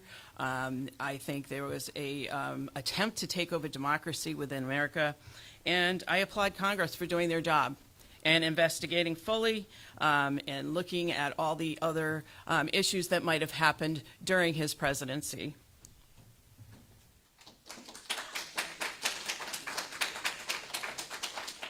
Are you better off today than you were 4 years ago? Yes, Donald Trump's gone, yes. Could I just suggest that we ought to stick to the format of this debate, this forum, and that I know everybody has their feelings, but this is set up so that candidates can voice their opinions. So can we please try to follow that? Our next question is from Claudia for Mr. Villano. Yes, Mr. Volano. Recently, Governor Ned Lamont announced that in collaboration with City Office of Early Childhood and the United Way of Connecticut, that child care workers will be receiving a pay bonus as a way to show gratitude for their work. How else do you think the government could support child care workers at this time and make child care more affordable for Connecticut families? Why not teachers? Why not police officers? Why not grocery workers? Why not nurses? All these people that worked through the pandemic. Why child care providers? See, this is the problem we have. They pander to their supposed voters or their base, and they need to buy votes. That's all it is.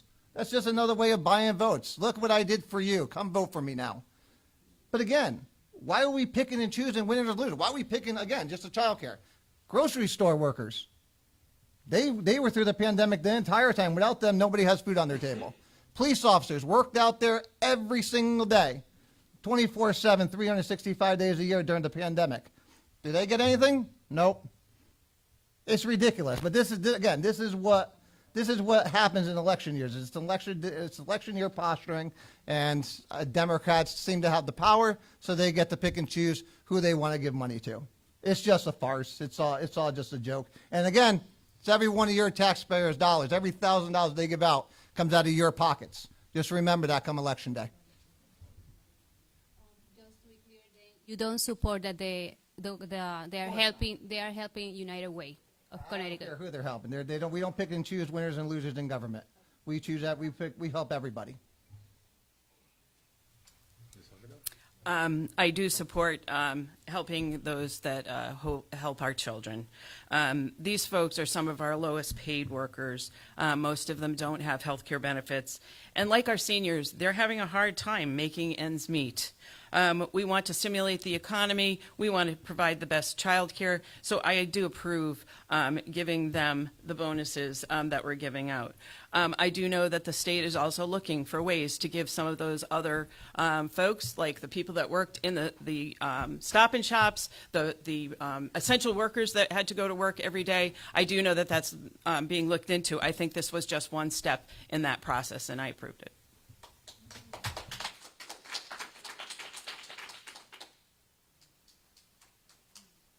This next question is from Ms. Hockadell. Do you support efforts to promote diversity and inclusion in the classroom through initiatives like the state-mandated elective course, Black and Latino Studies? Absolutely.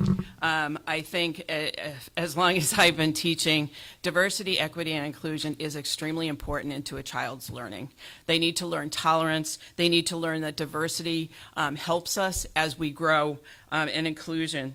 I also believe I was a proponent of the new course studies for the Black and Latino curriculum. I've been working with Yale Center on how to improve that because as any new bill, there's always ways to improve things. I know that some schools really tried their best to implement the Black and Latino studies and had difficulties. We need to be able to support, because it goes back to one of the other questions. Our educators should look like the communities that they live in. So that means for our inner city schools, which is where I taught, there should be a majority of teachers that look like those students, that have the same life experiences, that are going through the same things so that they can relate. Because unless you get to a student and you relate, and unless you have that trust, there's going to be no learning. So yes, I do approve diversity, equity, and inclusion, and the continuation of the Black and Latino study. So I think everybody approves of those studies. What I don't approve is K through 5 trying to be taught sex education. I don't believe in that. I think that's horrible. So yeah, so again, to that first part, absolutely, I believe in those studies, and they should be taught, because the more the child's mind is expanded, the better, well-rounded person they're going to be. But again, that's not all they want. That's just one part of what they want, and that's something they won't tell you. They really want to teach your kids all about sex education, K through 5. That's happening in some of our school systems in the state. So, and that is a fact, and that is happening.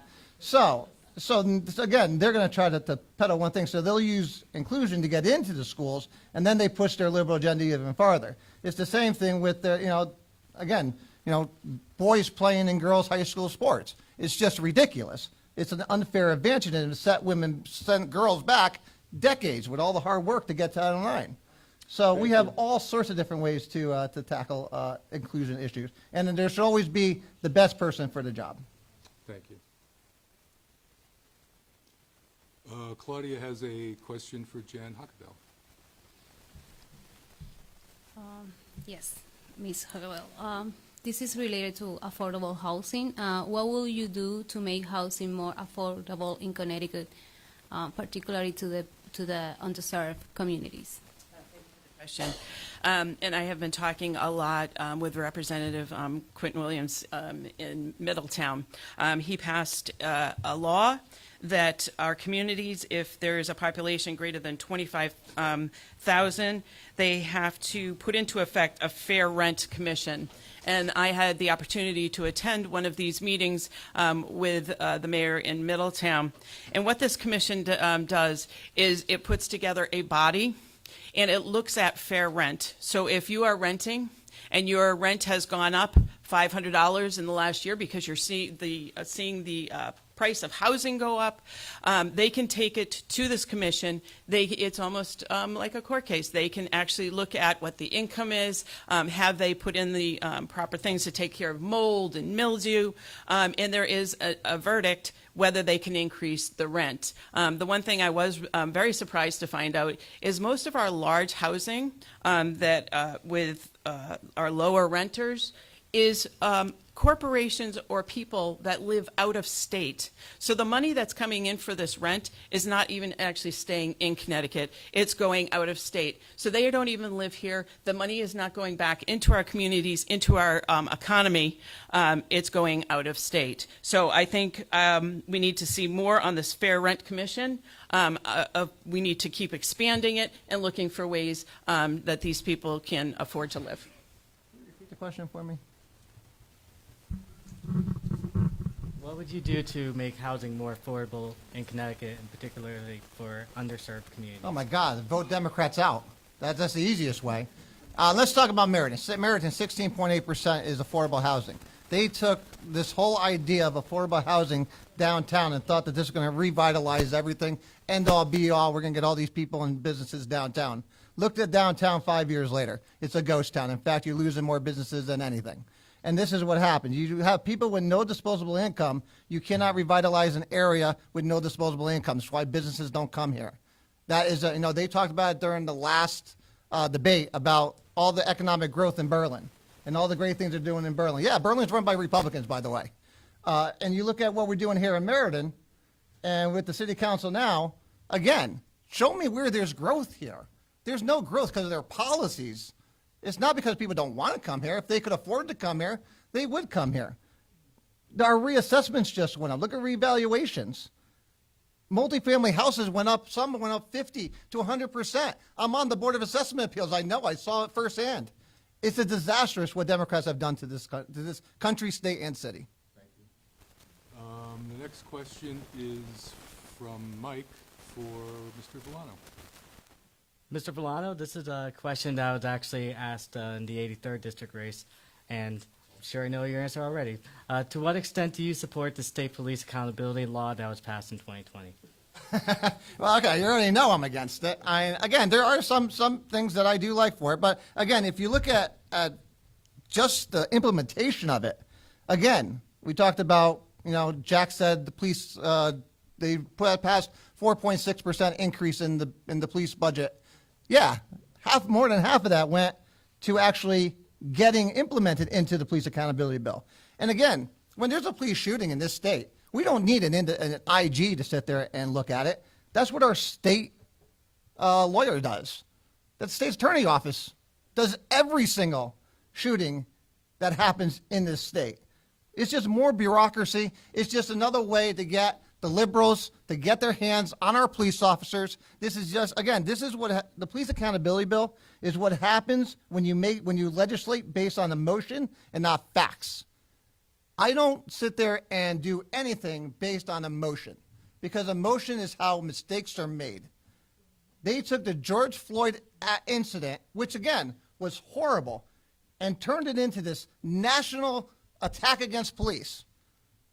And it's just amazing to me that when, again, we had a tragic accident happen last week where we lost 2 Bristol police officers. And now I see every Democrat praising police officers when just 2 years ago, they were basically calling them racist. They were basically saying they were abusing. We had our own city council. We had our own city council in Meriden say that we have a racism problem in our police department and that we have a use of force abuse problem in the state, our city. That's what liberals said.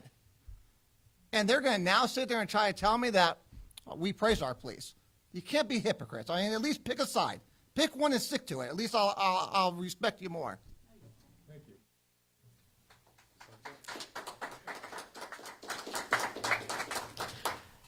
I've said it before. I think everybody in this room wants to be safe. I have a state trooper that lives 5 doors down from me in my condo, and I'll admit it makes me feel safe. My grandfather, again, was a police officer, a very good one. I'm proud of the work that he did, but I don't see what's wrong with accountability. Everybody has it in their workspace. I know my nurses do. I know educators have it. So I do think people have to be accountable. All this bill did was take away the immunity of officers who were intentionally violating somebody else's constitutional rights. I support the police. I oppose police brutality. But this bill also brought more money into training for officers, the dash cams, ways to support our police and make them safe, make the community safe that they're serving. And by the way, in Meriden, the Democrats were the one that put forth the funds in the local budget for public safety and for law enforcement, and certain Republicans voted against that budget. Our next question is from Claudia for Joe Volano. Yes, Mr. Bolano. As Latinos become a growing segment of the Connecticut population, how do you plan on reaching out to the Latino communities you serve? Yeah, so we reach out to the Hispanic community all the time because the Hispanics are going to be the ones that decide this election when it gets down to it. And thank you for Hispanics for finally waking up and actually start coming to the Republican side, because you're starting to realize that the Democrats are just using you. So I thank all Hispanics for that. And we reach out again. We go to one. We enjoyed the Hispanic awards from the Chamber of Commerce. We were there also. We reach out to Hispanic communities all the time, and we're in those communities. We have a great team here on the Volano for State Senate campaign that have a lot of Hispanics that come out and help us communicate with them and ask them what is most important to them. And when it comes down to it, safety and security is the #1 concern for everybody. And again, that's why the state police endorse me. That's why a lot of police endorse me, because we care about the safety and security of our community. And that's something that my liberal friends cannot say. They have proven it with actions. The Police Accountability Bill. Listen, it's just a slick word, accountability. Everybody likes accountability. I got an idea. Why don't we have accountability in our city government? Why don't we have accountability in our Board of Education when they're stealing, when you got employees stealing? There's a lot of places we want accountability, and some people throw it around as just, as a term of just, here, I'm going to appease you. But then there's some of us who are out there every day fighting for real accountability that we never get because of the bureaucracies and the corruption within our city, state, and federal government. And if anyone doesn't believe there's corruption, you are blind and naive to what's going on. I see it every day. I'm in the trenches every day. I've been in the trenches for decades to help our police and to help our citizens live a better life. Thank you. I think this goes back to the diversity, equity, and inclusion we were talking about, because I do think we have to celebrate our differences and learn from each other. And I think some of the best places we do that is in our schools and our places of worship. I know in our schools, they're starting to have things that are after school that celebrate people's ethnicity, religions, and I think we need to see a lot more of that. I loved the celebration that we had with the Puerto Rican Festival. That was fantastic. I would love to see more celebrations of the Latino community. I would also mention that I am in favor of hiring initiatives and making sure that who we hire, we have proportion that looks like our workforce, because that is the only way we get insights into other people's nationalities and learn from each other. Can I ask one question? No, hold on. We have a question from Mike to Jan Hockadell from a reader. This is a reader-submitted question regarding unions. This is to Ms. Hockadell. Given the same quality of work, should contractors with union workers be given preference over contractors with non-union workers, even if the non-union contractor is less expensive, and why? Thank you for that question. Yes, I work with the trade unions often. They're our best allies when we were in the technical high school system and putting workforce back out into the communities. They're called PLAs, and I do believe in project labor agreements. That's the way you ensure that you have a skilled workforce, that you are paying a living wage and giving people benefits. Other places that are not unionized, they will hire people, they'll pay them less, you might not see benefits, but when you have a project labor agreement, you are ensuring a quality product and with people that are knowledgeable and making sure that they are giving back into the communities. Ask the city of Meriden residents about Maloney High School. Anyone? Anyone remember that? So when that project came out, it came out at a certain price, and then some of our council members said, no, we have to have a PLA. And so they turn around and they put it out to bid again, but it came back $18 million more expensive. They said, okay, well, we can't go over our cap of what we had, so we had to cut somewhere. So, okay, they went $18 million more in labor, and they cut $18 million in quality of service. So what happened is, and I said this even back in 2015, I said, we bought a Ferrari and we got a Pinto. Is that really what we want to do? I got an idea. I want the best people to do the job. Mohawk, which is one of the largest construction companies in the state, do terrific work, and they are non-union, and they do a terrific job. PLAs are nothing more than payoffs to their union buddies. That's all it is. At $18 million, it cost the city of Meriden, and we had to do so much work on Maloney after it was done to get the HVAC system, the water system, everything back up to code because it all started breaking due to useless, unsafe, unquality materials.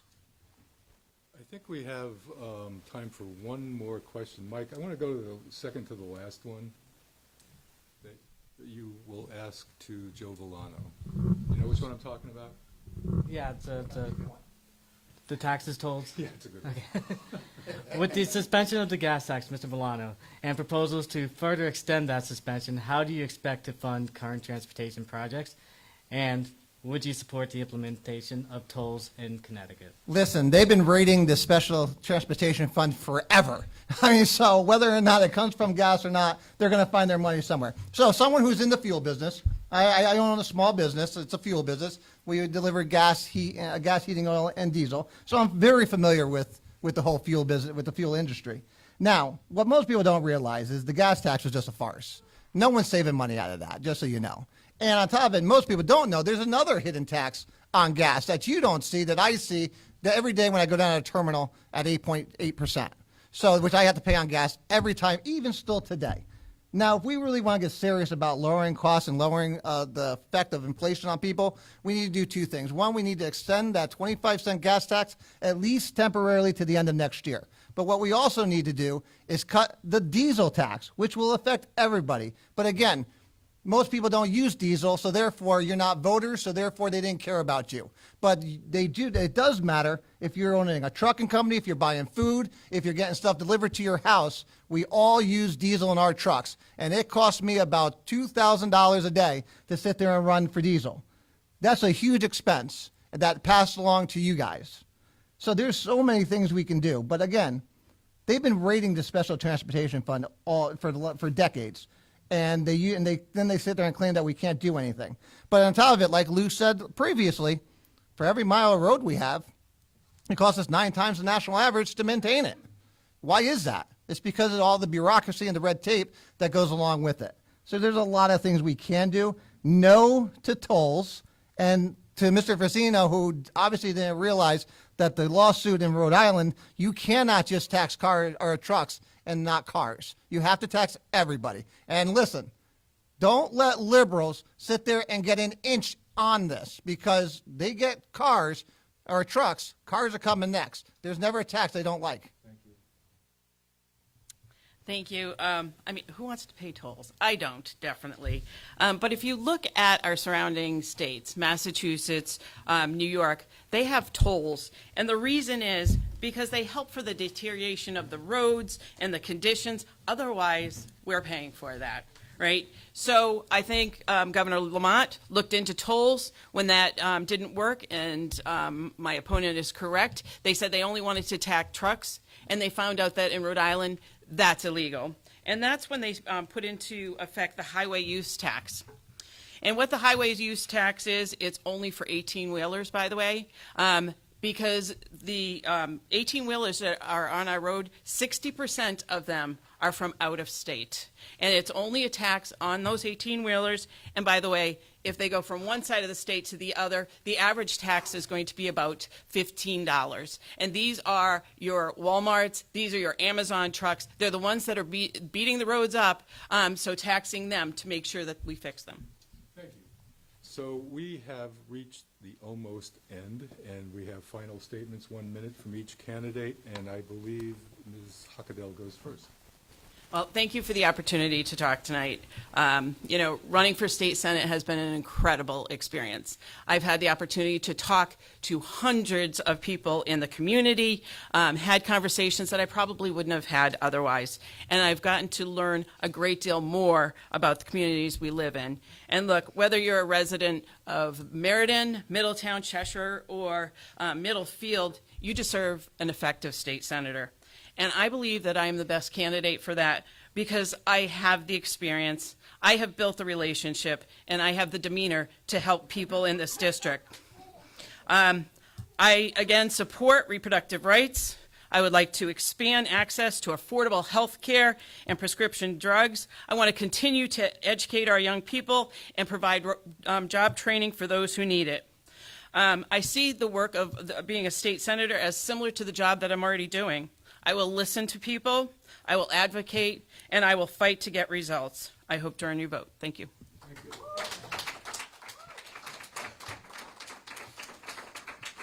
Like I said, over the last 2 years, heating costs have doubled. Property taxes, gas, rent, groceries, childcare, just about everything you could possibly think of has gone up in double digits. The only thing that has gone down is your 401ks and your retirement accounts. That's the only thing. Crime has skyrocketed due to liberal policies. Listen, we could sit here and debate all night long on whose policies are best, but they have 30 years of a track record, and look where it's gotten us. So my only question is, when will enough finally be enough for everybody? That's why I'm asking you to make a change. That's why I'm asking you to vote Villano for state senate. You're right. She's right. She has built all those relationships up there. We know how Hartford works. We know how crazy it is up there. We know the backroom deals that happen. She's part of it. She's part of the problem. She's part of it. Now, you can sit there and say that my straightforward demeanor doesn't really sit well with you, but you know what? At least I'm honest with you. At least I'm truthful with you. And that's what transparency and leadership is all about. Thank you.